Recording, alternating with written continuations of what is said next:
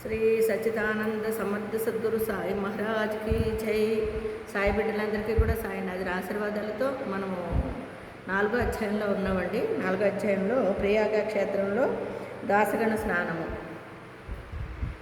గంగా నది యమునా నది కలిగే చోట ప్రయాగాన్ని అంటారు. ఇందులో స్నానం ఆచరించిన చాలా పుణ్యము వస్తుంది అని మన పూర్వీకుల నుంచి కూడా చెబుతున్నారండి. అలాగే బాబా గారు కూడా చెబుతున్నారు. హిందువులు నమ్మకము ఎక్కువగా ఇలా 2 నదుల్లో స్నానం చేస్తే మంచి ఫలితాన్ని పొందొచ్చని హిందువుల నమ్మకం బాగా. అందుచేతనే వేల కొలది భక్తులు అప్పుడప్పుడు పోయి స్నానం ఆడుతూ ఉంటారు. దాసగను కూడా ప్రయాగ పోయి అచ్చట సంగమంలో స్నానం చేసి మనస్సు ఉన్న దర్శనం అంటే ఆయన ఆలోచనల్లో ప్రయాగ పోయి స్నానం చేయాలనుకున్నారండి దాసగణి గారు. బాబా వద్దకేకి అనుమతి తీసుకున్నారు. బాబా దగ్గరికి వెళ్ళారు, అనుమతిని కోరారు. అందుకు బాబా ఇట్లు జవాబిచ్చాను, అంత దూరము పోవాల్సిన అవసరం లేదు, మన ప్రయాగ ఇచ్చడనే కలదు, నా మాటలు విశ్వసింపుము. ఇట్లనుటలో ఆశ్చర్యాలన్నిటికంటే ఆశ్చర్యపడ్డారండి ఆయన. ఏంటి బాబాగారు ఇలాగ అంటున్నారు, నేను స్నానానికి వెళ్ళాలంటే బాబాగారు నన్ను ఇలా అంటున్నారేంటి, నాకు ఆశ్చర్యం వేసింది, వింతగా కూడా అనిపించింది. దాసగణ మహారాజు బాబా పాదాలపై శిరస్సు నుంచి వెంటనే బాబా 2 పాదముల బొటనం వేళ్ల నుండి గంగా యమునా జలములు కాలువలుగా పారెను. అబ్బబ్బబ్బబ్బా, ఇక్కడ గొప్ప విచిత్రం ఏంటంటే నువ్వు అంత దూరం వెళ్ళాల్సిన అవసరం ఏంటి అని అంటున్నారు. ఈయనకి అర్థం కాల. నువ్వు ఎందుకన్నారు అని, సరేలే బాబా అని బాబా పాదాల మీదే ఇలా తల ఉంచారండి, అంతే.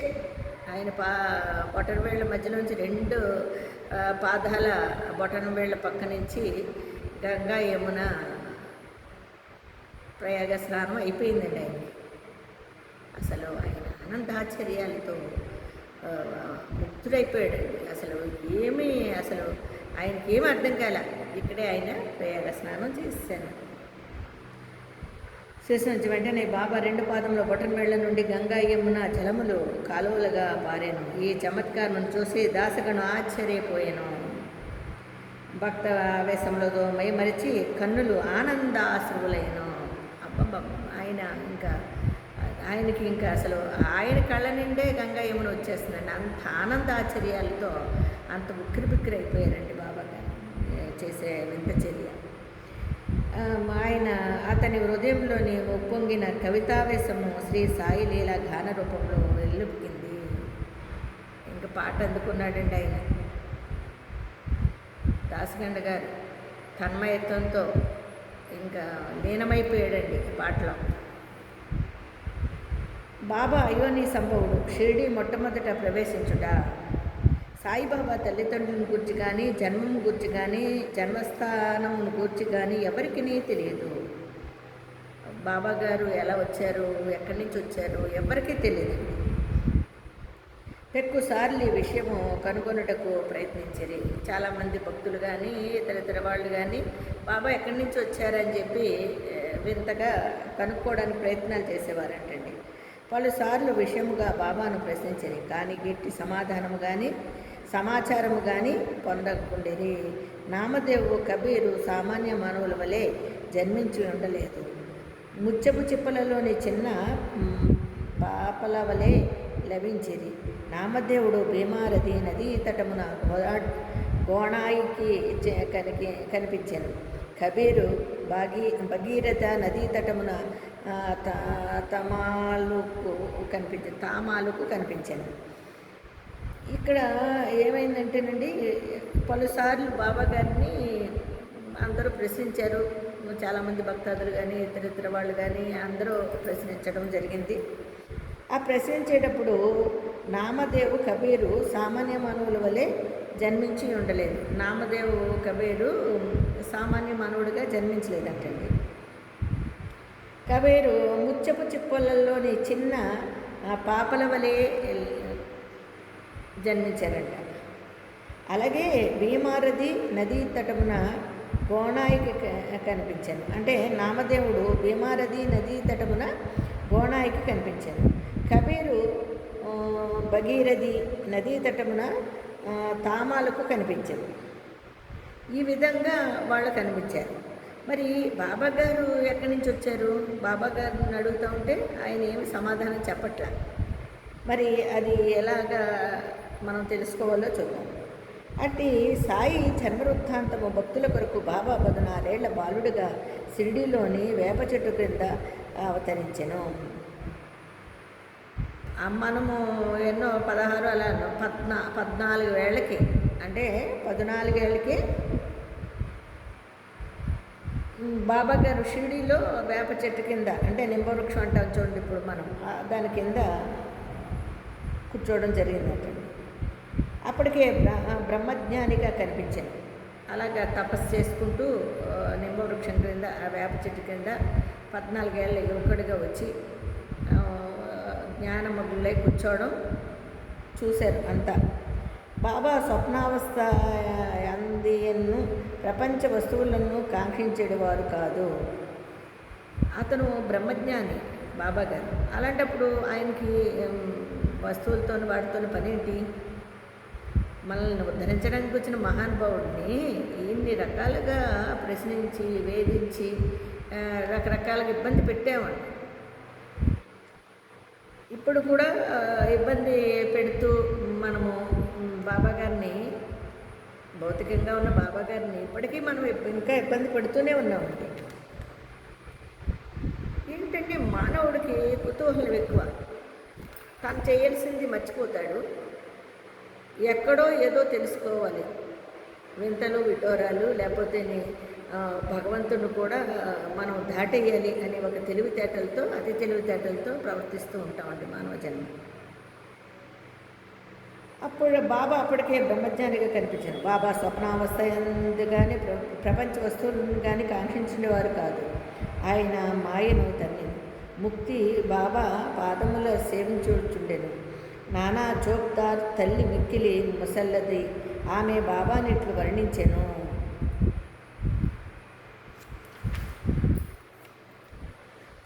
ఈ చక్కని చురుకైన కుర్రవాడు వేప చెట్టు క్రింద ఆసనంలో ఉండెను.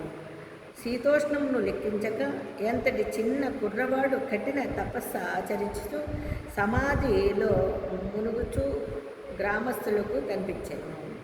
గ్రామస్తులు ఈ వింత చూసి ఆశ్చర్యపోయారు.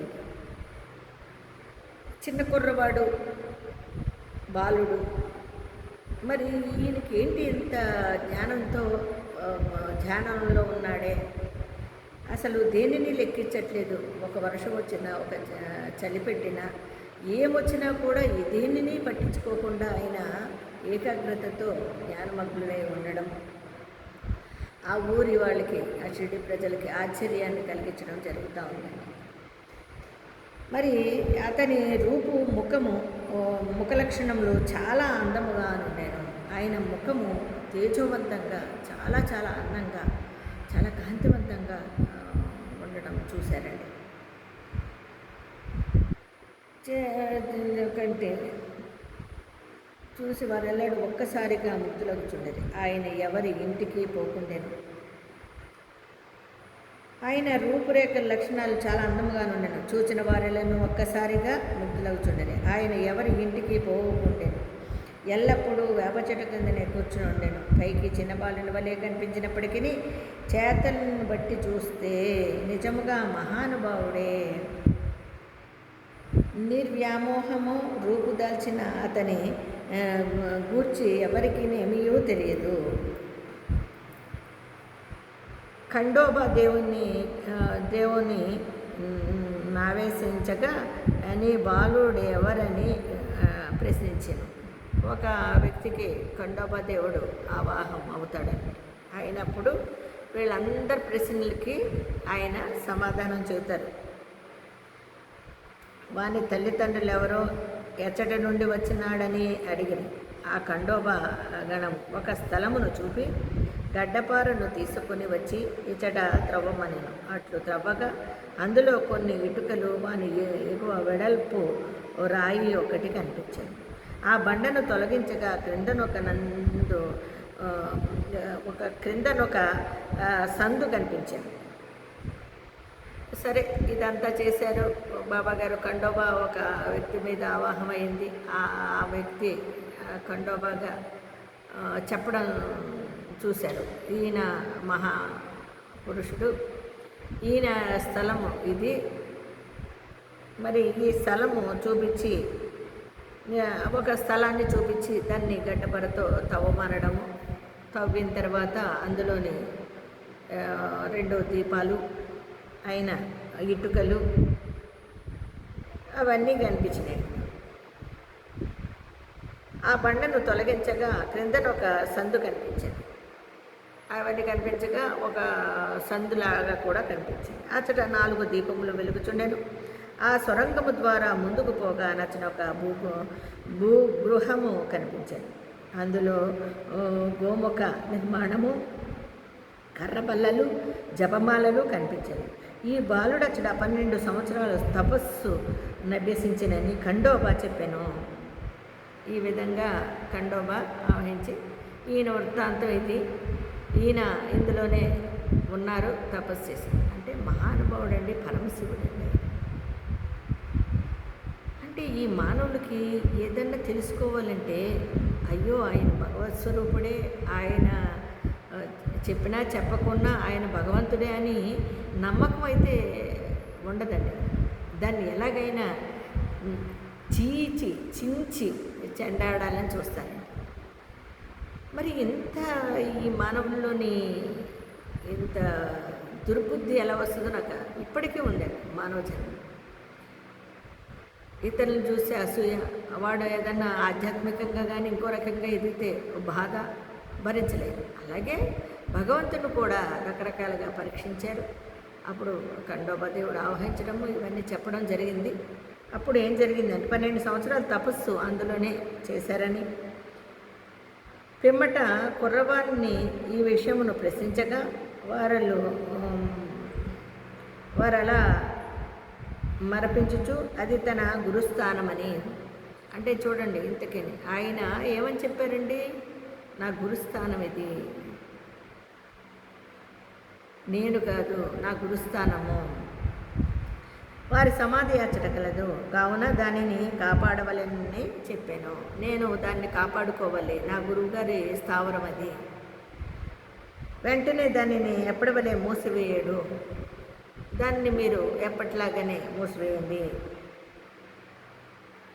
అశ్వత్థ ఉదుంబర వృక్షము వలె వేప చెట్టును పవిత్రంగా చూచుకొనుచు బాబా ప్రేమించువారు ఔదంబర వృక్షంలాగా, అంటే శ్రీపాద శ్రీవల్లభులు ఔదంబర వృక్షంలాగా కింద. అలాగే ఈయన మహానుభావుడు పరమశివుడు తపస్సు చేసుకుంటూ త్రిమూర్తి స్వరూపుడై ఆ గృహంలో ఉన్నారండి ఆయన.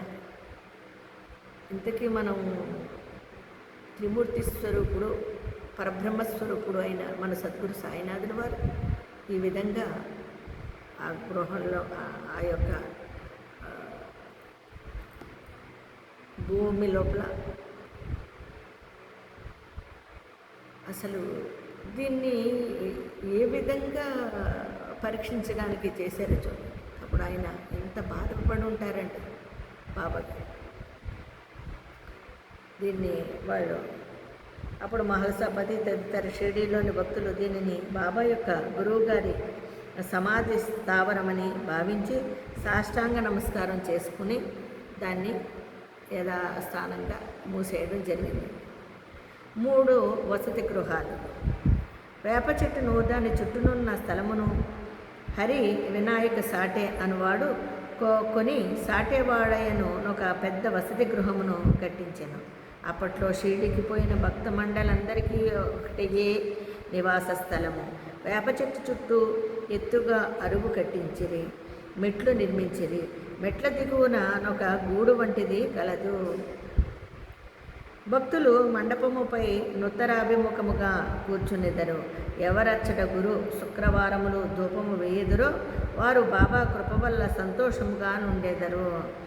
ఈ వాడ చాలా పురాతనమైనది కావున మరమ్మతులకు సిద్ధముగా నుండెను.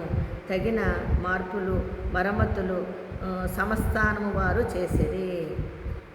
ఈ విధంగా అక్కడ ఒక వేప చెట్టు చుట్టూ స్థలాన్ని వినాయక సాటే అనేవారు సాటేవాడను ఒక పెద్ద వసతి గృహంగా కట్టించి అప్పట్లో షిరిడీకి భక్తులందరికీ కూడా ఒకటే ఈ నివాస స్థలం ఉండేది. వేప చెట్టు చుట్టూ ఎత్తుగా అరుగు కట్టించారు. ఆ తర్వాత మెట్లు కూడా నిర్మించారు. మెట్లు దిగువన ఒక గూడు వంటిది కూడా కట్టారు.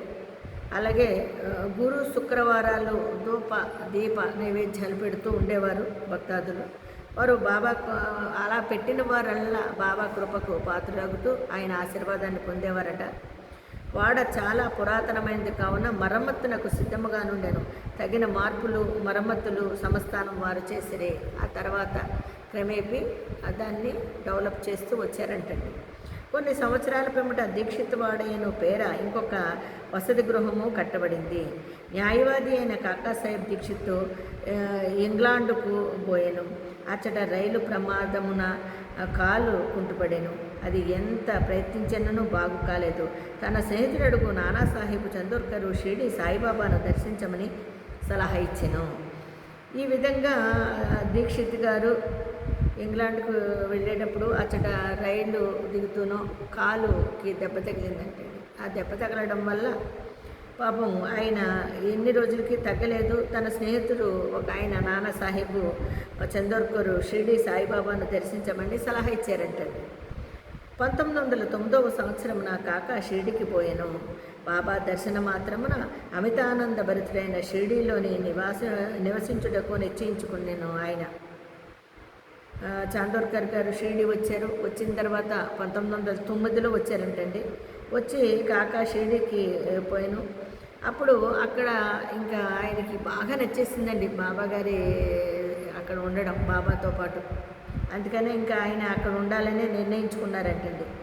కాలు కుంటితనము కన్నా తన మనసులోని కుంటితనము తీసివేయమని బాబాను ప్రార్థించాను. కాలు కుంటున్నాడు కానీ నాలోని ఏమన్నా లోపాలు ఉంటే తీసే బాబా. మరి మనం కూడా ప్రతి ఒక్కరూ కూడా ఈ విధంగా వేడుకోవాలండి బాబా గారిని.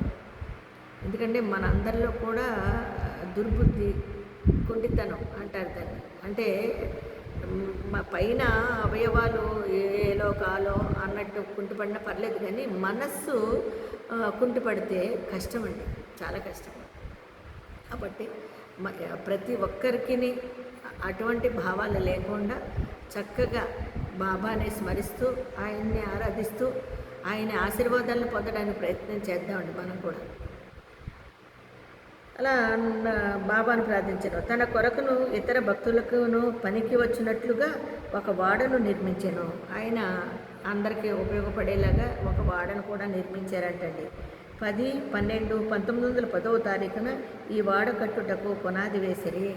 అప్పుడు ఆయన అక్కడికి వచ్చి ఒక ఆలోచన చేశారు. అందరితో పాటు వచ్చే భక్తులకి ఉండడానికి చాలా వసతి గృహాలు సరిగ్గా లేవు, నేను ఇలాగ నిర్మిస్తే బాగుంటుంది అని 1910 వాడ కట్టుటకు పునాది వేశారు. ఆనాడే 2 ముఖ్యమైన సంఘటనలు జరిగాయి. ఒకటి, దాదాసాహెబ్ కపడ్తేకు తన ఇంటికి పోవుటకు బాబా సమ్మతి దొరికెను.